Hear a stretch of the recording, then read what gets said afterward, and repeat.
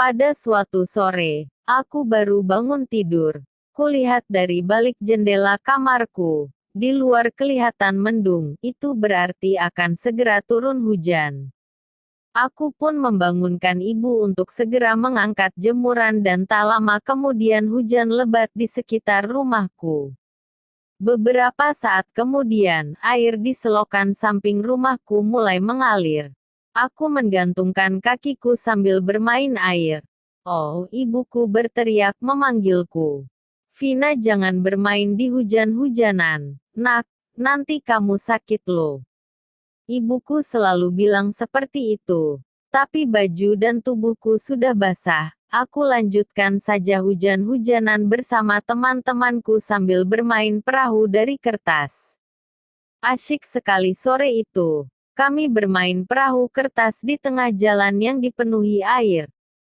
Hujannya sangat deras dan sangat seru sekali. Hujan makin lama semakin deras, tubuhku pun terasa dingin. Bibir dan jari-jari tangan dan kakiku mulai membiru. Akhirnya aku pulang sambil menahan dingin. Bibirku bergetar.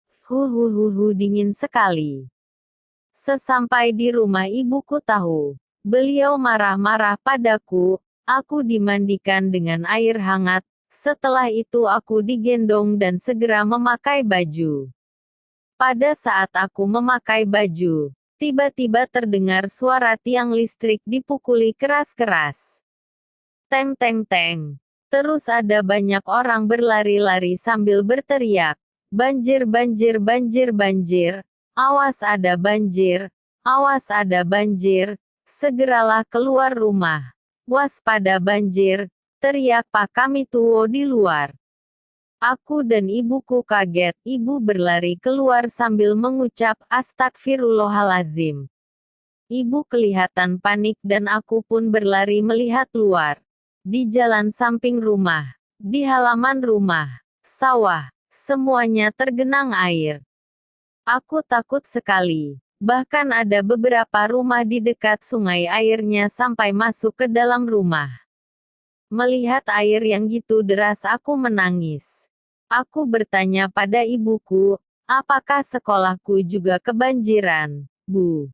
Ibu menenangkanku. Sambil menunggu air surut, ibuku berkata padaku, "Vina, kita harus menjaga lingkungan, bumi dan seisinya."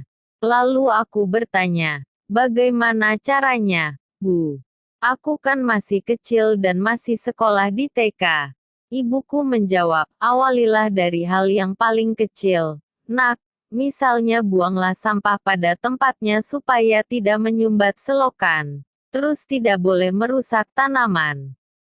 Selain itu agar lingkungan kita bersih, indah dan sehat kita juga harus rajin membersihkan lingkungan sekitar kita. Tidak hanya di rumah, di sekolah, di jalan, dan di mana saja kita harus menjaganya terutama tanaman di hutan. Kita tidak boleh menggunduli hutan supaya tidak terjadi banjir dan tanah longsor." Tak lama aku tertidur di pangkuan ibu. Kukuruyuk, aku terbangun. Sudah pagi. Alhamdulillah ternyata ayamku membangunkanku. Tidak hanyut oleh banjir. Aku berlari ke kandang dan bapak kerja bakti membersihkan sisa-sisa banjir. Nah, teman-teman, itulah sedikit ceritaku saat hujan yang sangat deras. Maka dari itu kita jaga lingkungan kita agar tetap bersih, asri, indah, sehat dan aman. Jangan lupa ya, buanglah sampah pada tempatnya. Lingkungan yang bersih, indah, sehat, menciptakan generasi sehat, cerdas, dan ceria.